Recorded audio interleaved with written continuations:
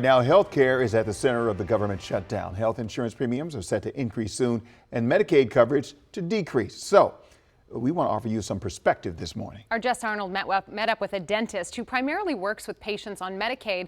She's joining us live now in the newsroom. And Jess, these changes could impact thousands of people. Good morning. Good morning. That's right, Simone. And they could leave a lot of people in a black hole for health care coverage. Now, we're only 2 months away from the Medicaid changes taking effect. So especially if you are someone who has long-term procedures coming up, we want to make sure that you can plan ahead.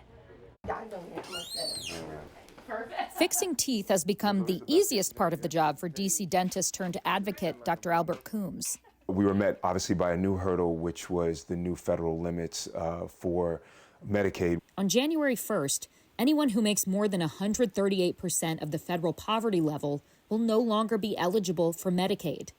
That translates to a single income of less than $22,000. Right now, it's 215%. or close to $34,000, which is already less than D.C.'s minimum wage income. We shouldn't have people having to decide between getting health insurance or working a job. And this affects the population that we need the most. These are teachers' aides.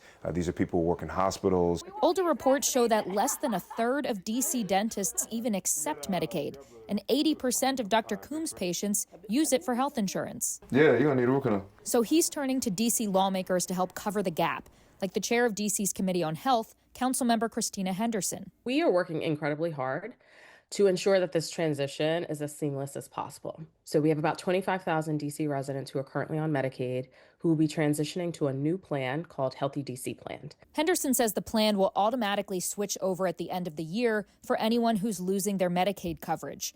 Still no out-of-pocket costs, but it does not cover vision and dental. But I know it's going to be very difficult for some folks, and we're trying to figure out some workaround patches. She says these Medicaid changes will cause a ripple effect for everyone. There are individuals who will likely be trying to seek their traditional health care through the emergency room because they can't afford their health insurance. So now your wait time is extended. Uncompensated care is passed on to those of us who are actually paying into the system. No matter how much money you make, everybody is affected if our ecosystem is destroyed. And it's going to take everyone to keep it healthy. Dr. Coombs is working quickly to let his patients know about the changes. Now, open enrollment begins in D.C. on November 1st. So that's coming up this weekend. If people are interested in signing up for that Healthy D.C. plan you heard Councilmember Henderson talk about, even if you're not currently on Medicaid, we have that information for you on WUSA9.com. Simone, Wisdom.